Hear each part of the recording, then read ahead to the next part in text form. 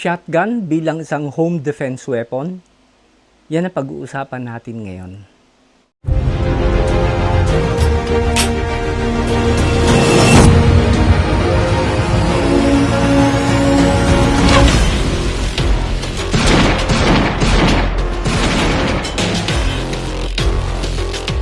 May mga nagtatanong kasi sa akin, Sir, mabisa bang home defense weapon ang shotgun? Ang sagot ko dyan ay, oo. Pero sir, paano yan? Hindi ba delikado na mag-store ng shotgun sa bahay? Lalo na kung lalagyan mo ng bala?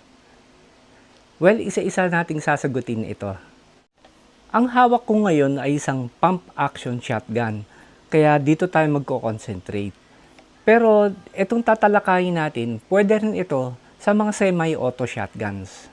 Katulad po ng mga handguns or pistols na may mga condition 1, condition 2, or condition 0, ang shotgun naman ay may tinatawag na cruiser-ready conditions.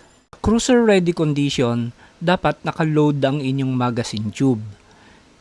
Walang bala sa loob ng chamber, yung slide naka-unlock, tapos yung safety naka-off.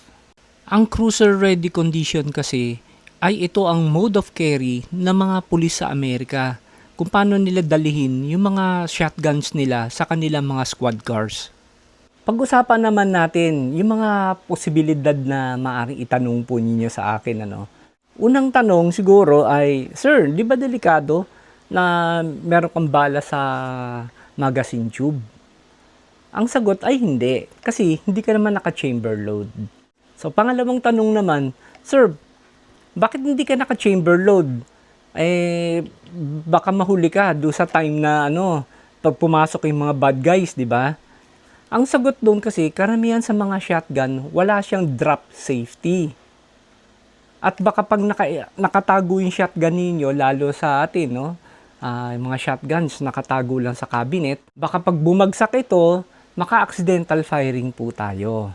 So, pangatlong tanong, Sir, hindi ba delikado at naka-safety off siya? Dito, depende na po sa inyo kung gusto po ninyong i-on yung safety or naka-off yung safety. Sa akin, dapat naka-off yung safety. Bakit? Di ba delikado to, sir? Hindi naman kasi wala kang hindi ka naman naka-chamber load eh. Ang mangyayari nun, pagka during emergency, pag kinuha mo yung shotgun mo, ay magkakasaka lang ng ganyan. And sabi nga ng iba, di ba? Kasapa lang nga daw ng shotgun nakakatakot na. Yung iba, ang sabi nga nila, yung kasapa lang daw ng shotgun, deterrent na raw sa mga bad guys. Yung tumatakbo na daw yung mga bad guys pag narinig po nila ito. Sa kasong yun, depende siguro sa mga bad guys. May ibang hardcore kasi na pwede talaga makapagbarilan sa inyo. Well, depende yun.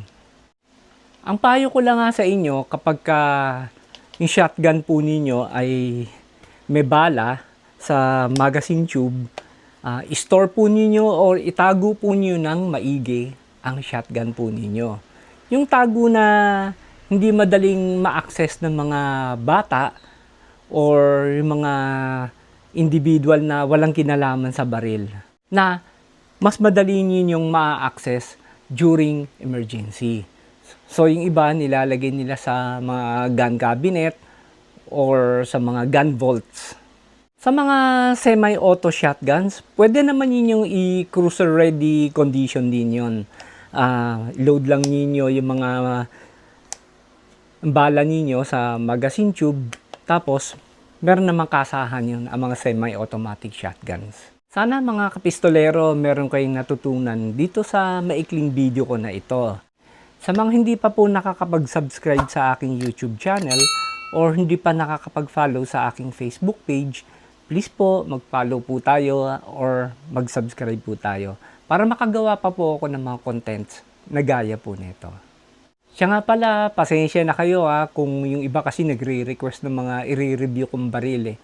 Actually, nagpupunta lang ako sa mga firing range or shooting range at nagre-rent lang po ako ng baril. Hindi ko po baril, na sarili po yun. At wala rin pong nag-i-sponsor sa atin. Lahat ng ito ay ginagawa ko para po sa gun community. Muli po maraming salamat po mga kapistolero Sana nagustuhan po niyo itong feature nating content. At lagi ko pong sinasabi sa inyo, be a responsible gun owner and to God be the glory. Pero ang shotguns ay may tinatawag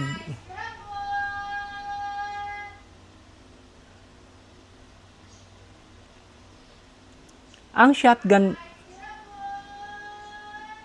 ay naku, malis ka na, scramble. Marahil may mga magtatanong, Sir, bakit hindi ako naka-chamber load?